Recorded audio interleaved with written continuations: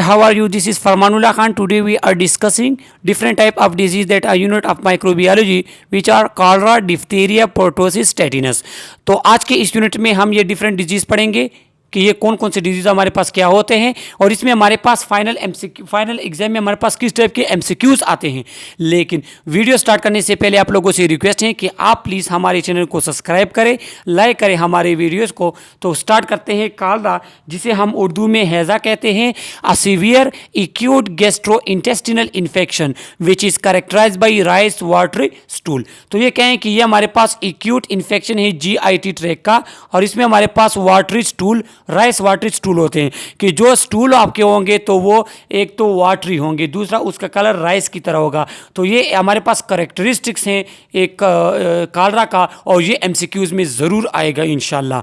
Sign symptom इसके क्या होंगे कि आपको फीवर होगी, चूँकि ये इन्फेक्शन है तो इसमें फीवर भी होती हैं, वोमिटिंग होती हैं। वोमिटिंग क्योंकि ये हमारे पास GIT ट्रैक का इन्फेक्शन है तो इससे वोमिटिंग होती है। राइस वाटरी स्टूल होंगे तो देखो एक तरफ आपको वोमिटिंग हो रही है, दूसरे आपके स्टूल जो हैं वो वाटरी स्टूल हैं। तो इससे क्या होते हैं कि आपके बॉडी में एनर्जी कम हो जाती है, आप डिहाइड्रेट भी हो जाते हैं और आपको थकावट भी महसूस होती है।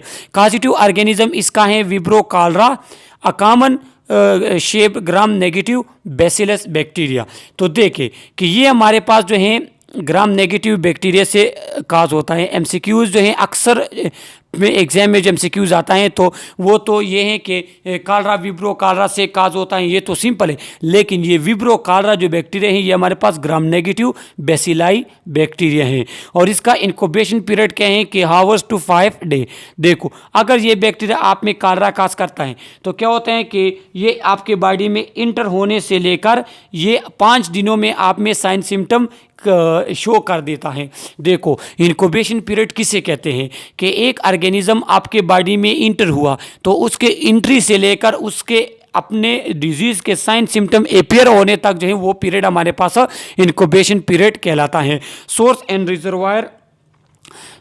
रिजर्वायर ऑफ इन्फेक्शन, तो इसका सोर्स और रिजर्वायर क्या है कि faeces and vomitus of infected and carrier person. देखो जो पर्सन या तो कैरियर हैं या इन्फेक्टेड हैं। कैरियर किसे कहते हैं? अगर एक शख्स को ये बैक्टीरिया उसके बॉडी में चली गई हैं तो अभी उसको अगर साइन सिम्टम अपियर नहीं हुए लेकिन वो कैरियर हैं, उसके बॉडी से ये किसी और पर्सन में ट्रांसफ़र हो सकते हैं। तो जो पर्सन जिसे कालरा होगा तो उसके फीसिस और उसके वोमिटिस, उसकी उल्टी वगैरह जो हैं उससे ये ट्रांसफ़र किसी और पर्सन में ट्रांसफ़र हो सकता है। ये उसका जो है सोर्स है।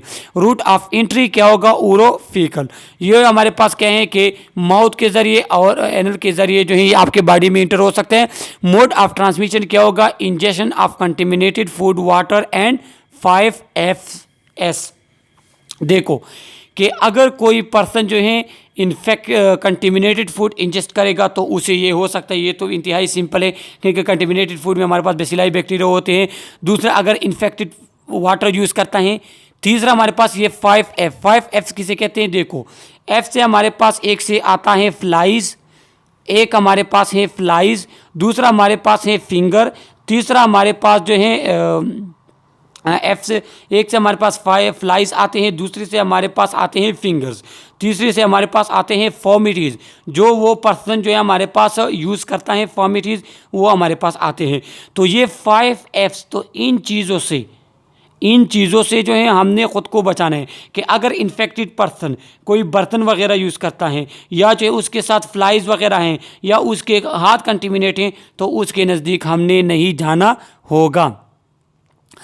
अक्रेंस इसकी क्या है कि ये एंडेमिक है एशियन कंट्रीज़ में वियर सैनिटेशन इज़ पुअर। जो हमारे पास एशियन कंट्री हैं जो कि डेवलपिंग कंट्री हैं जहाँ पे सैनिटेशन साफ़ नहीं होता, जहाँ पे साफ़ खुराक साफ़ पानी वगैरह की कमी है, तो वहाँ पे ये एंडेमिक है। तो अब एंडेमिक डिजीज़ किसे कहते हैं कि एक डिज़ीज़ अगर एक ख़ास इलाके में है, जिस तरह ये कालरा एशियन कंट्रीज़ में कॉमन है, तो ये हमारे पास अगर विद इन एक एरिया के अंदर है तो इसे हम एंडेमिक डिजीज़ फिर कहते हैं। तो इसलिए जो है आप फिर कालरा को जो है उसको एंडेमिक डिजीज़ कह सकते हैं अगर एमसीक्यूज़ में आपके पास आ जाता है।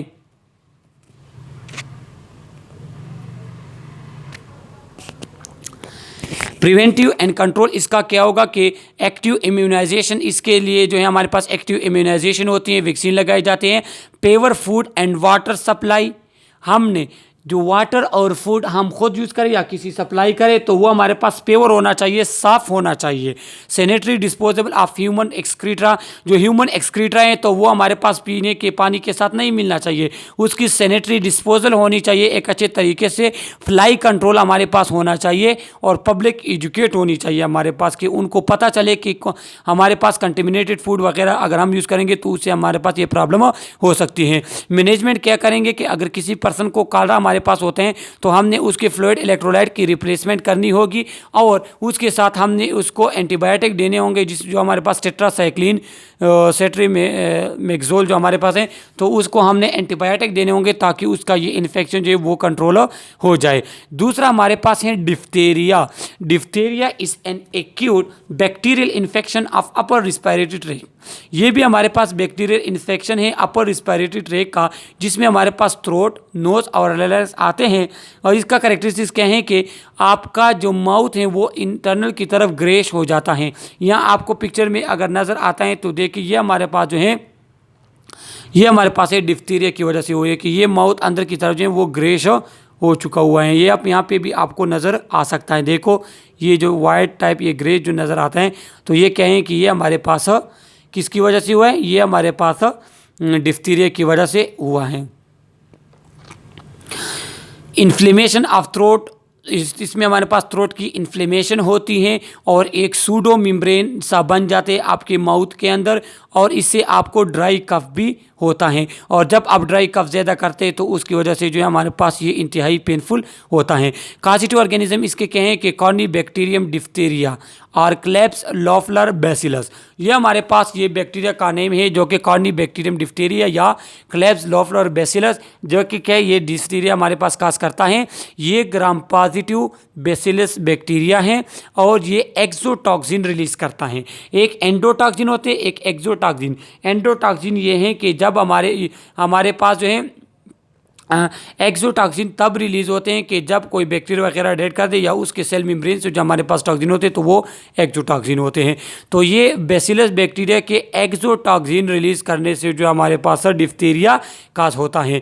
इनक्यूबेशन पीरियड इसका 2 to 5 डेज है। रिजर्वायर एंड सोर्स, रिजर्वायर इसका क्या है इन्फेक्टेड मैन है और सोर्स क्या है नेजोफेरेंजियल सेक्रीशन जो है वो इसका सोर्स है जिसकी वजह से ये आगे ट्रांसफर होते हैं। ये रूट ऑफ एंट्री इनहेलेट, जब आप इन्फेक्टेड पर्सन के ड्रॉपलेट वगैरह इनहेल करेंगे तो ये आप में अंदर जा सकते हैं, आप में ये डिफ्थीरिया काज कर सकते हैं। और मोड ऑफ ट्रांसमिशन क्या है कि डायरेक्ट कॉन्टैक्ट पर्सन से अगर आपका डायरेक्ट कॉन्टैक्ट हो या वो जो फॉर्मिटीज़ वगैरह इन्फेक्टेड चीज़ें जो उसके पास पड़ी हुई हैं तो उससे भी ये आपको हो सकता है। इसकी अक्रेंस ये वर्ल्ड वाइड हमारे पास पाया जाता है जिसे हम कहते हैं पेंडेमिक। तो डिफ्थीरिया हमारे पास पेंडेमिक डिजीज़ है। एमसीक्यूज़ के लिए आप अपने जहन में याद रख ले कि डिफ्थीरिया हमारे पास वर्ल्ड वाइड पाए जाते हैं, पेंडेमिक हैं। प्रिवेंशन कंट्रोल क्या होगा कि एक्टिव इम्यूनाइजेशन हमने करनी होगी, आइसोलेशन में इस पर्सन को डालना होगा, कॉन्करेंट टर्मिनल डिसइंफेक्शन, जो हमारे पास फॉर्मिटीज़ वगैरह जो उसकी चीज़ें हैं उसको हमने डिसइंफेक्ट करने होंगे तो ये हमारे पास प्रिवेंट होगा। ट्रीटमेंट के लिए हमारे पास बेंजाइल पेनिसिलिन जो कि 600 mg हमने 6 आवली देने होंगे। 6 आवली क्या है कि दिन में 4 दफ़ा जो है हमने ये बेंजाइल पेनिसिलिन 600 mg जो है उस पर्सन को देने होंगे और ये हमने 7 दिनों तक ऐसा रिपीट करना होगा। इसके बाद हम पर्टोसिस और वूफिंग का, जिसे हम काफिंग का काली कांसी कहते हैं, तो ये हमारे पास पर्टोसिस हैं। तो पर्टोसिस में हमारे पास क्या होता है कि इसमें acute bacterial infection of respiratory tract involving trachea, bronchi and bronchiole characterized by typical cough. तो ये हमारे पास काली कांसी जिसे कहते हैं, तो इसमें ट्रीका, ब्रोंकाई और ब्रोंकियोल ये जो रिस्पिरेटरी ट्रैक्ट के पार्ट्स हैं ये इन्फेक्ट्स होते हैं। इसमें क्या होगा कि साइन सिम्टम्स इसके ये होंगे कि क्रॉविंग लाइक वूफिंग कफ साउंड। तो ये इंपॉर्टेंट एमसीक्यूज के लिए आप याद रख लें कि इसमें जो कफ होता है उसकी कुछ अजीब सी, इसमें कांसी जो होती है वो अजीब सी साउंड होती हैं जो क्रॉविंग लाइक मीन्स कव्वे की तरह उसकी कांसी की जो है वो वॉइस होती हैं। तो ये हमारे पास जो है एमसीक्यूज में आप याद रख लें। ये किस में होते हैं? ये हमारे पास पर्टोसिस में होते हैं। पैरोक्सिमल कफ होता है, tenacious mucus vomiting respiratory sign symptom क्या होगा, रेनाइटिस आपको इसमें हो सकता है, फीवर आपको होगा, वोमिटिंग आपको जो है इसमें होती है। कॉजेटिव ऑर्गेनिज्म इसका क्या है कि बर्डेटेला पर्टोसिस, बर्डेटेला पर्टोसिस ये इसका कॉजेटिव ऑर्गेनिज्म है। और ये ग्राम नेगेटिव बेसिलस है, ये हमारे पास ग्राम नेगेटिव बेसिलाई बैक्टीरिया है। इनक्यूबेशन पीरियड इसका क्या है 7 to 21 डेज, जो कि एमसीक्यूज में अक्सर आते हैं। रिजर्वायर इसका इन्फेक्टेड पर्सन होगा और इसका सोर्स जो है वो ब्रांकियोस्फेरिंजियल सेक्रेशन इसका हमारे पास सोर्स है। Route of entry through inhalation, ये आपके बॉडी में इंटर होता है। मोड ऑफ ट्रांसमिशन क्या आएगा, ये ड्रॉपलेट के थ्रू ट्रांसफर होता है या इन्फेक्टेड पर्सन और जो इन्फेक्टेड फॉर्मिटीज उसके ज़रिए जो है ये आगे जाता है।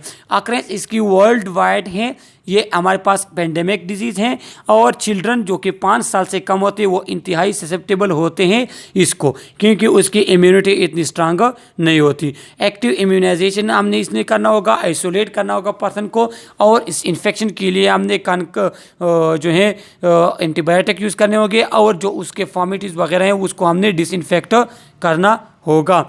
इसकी ट्रीटमेंट के लिए एरेथ्रोमाइसिन 250 mg में आता है, वो 6 आवरली हमने देने होंगे, मतलब दिन में 4 दफ़ा। और एंटीटोसिव ड्रग कौन से होते हैं कि एंटी कफ ड्रग जो हमारे पास होते हैं वो एंटीटोसिव ड्रग है, क्योंकि इसमें पर्सन को इंतहाई ज़्यादा कफ होती है तो इसके लिए हम एंटी कफ सिरप वगैरह जो है वो हम यूज़ करते हैं। इसके बाद हमारे पास है टेटिनस लॉक जा। अक्सर आप लोगों ने सुना होगा कि जब हमारे पास एक्सीडेंट वगैरह होते हैं तो लोग कहते हैं कि टीटी इंजेक्शन लगाएं या नहीं लगाएं, तो वो इस वजह से लगाए जैसे कि ये हमारे पास बैक्टीरियल डिजीज़ है that is caused by contamination of wound by spore Clostridium tetani. देखो हमारे पास बैक्टीरिया जो है वो क्लस्ट्रीडियम टेटिनी तो वो स्पोर प्रोड्यूस करता है और ये स्पोर 40 साल तक जो है वो अपने फार्म में रहते हैं, मीन्स आपको इन्फेक्ट कर सकते हैं। तो ये स्पोर जो है ये हमारे पास अक्सर सड़कों वगैरह यहाँ पे जो है एनिमल एक्सक्रीटा वगैरह के साथ हमारे पास होते हैं। तो अगर आपका कोई वुंड है, कोई ज़ख़म अगर इस स्पोर को एक्सपोज होते हैं तो आप में टेटिनस काज हो जाती है। साइन सिम्टम ये होगा कि आपका लॉक जाओ होगा, मसल रिजिडिटी, स्पास एंड डिस्फेजिया होगा। कॉजेटिव ऑर्गेनिज्म इसके क्या होंगे, क्लस्ट्रीडियम टेटिनी इसका कॉजेटिव ऑर्गेनिज्म है और ये हमारे पास ग्राम पॉजिटिव बैक्टीरिया है जो कि स्पोर प्रोड्यूस करता है और ये एनएरोबिक बेसिलस हैं। तो ये सब एमसीक्यूज हैं। क्लस्ट्रीडियम टेटिनी ग्राम पॉजिटिव हो गया, एनएरोबिक भी हो गया।